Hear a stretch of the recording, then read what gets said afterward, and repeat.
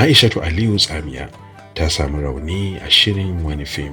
Domin samun cikakken labarin, a gyara zama a sha kallo lafiya. Kuma kada ku manta, ku yi subscribe kuma ku taɓa wannan ƙararrawan domin a sanar da ku cikin hanzari ba tare da ɓata lokaci ba duk lokacin da muka kawo rahoto irin waɗannan.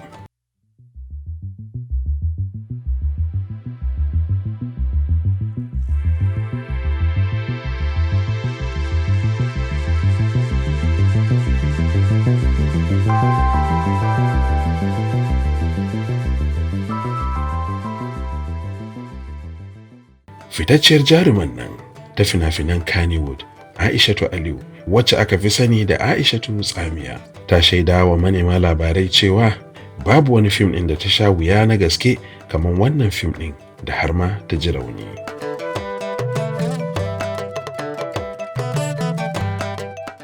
A fim mai suna Ɗakin Amarya yana magana ne akan yadda mata ke baƙin kishi musamman ma idan aka auro musu abokiyar zama.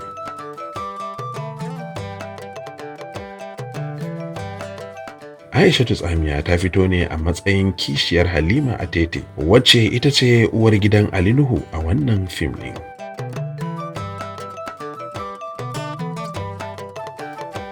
Aishatu Tsamiya ta ce sadda na ji ciwon gaske musamman ma saboda yadda aka yi ta rigima, yadda kuma aka yi ta yin fatali da kayan ɗaki irin su tangaran, talabijin da dai sauransu. Bisa ga bayanin Aishatu Tsamiya, ta ce har ma sanda aka kwantar da ita a asibiti saboda raunin da ta samu.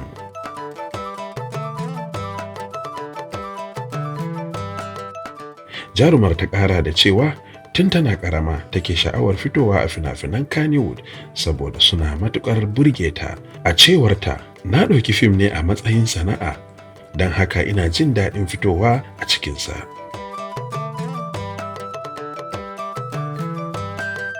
Tsamiya, wacce ta soma yin fim a shekara ta 2011, ta ƙara da cewa duka jaruman da suke yin fim tare da ita suna burge ta kuma tana zaman lafiya da kowanne a cikinsu. Ta ce jarumai irin su Adam A. Zango, Sadiq Sani Sadiq, Zaradin Sani da dukan sauran jarumai suna burge ni. Haka ma mata jarumai dukkansu ina zaune da su lafiya kuma suna burge ni, in ji Aishatu Tsamiya.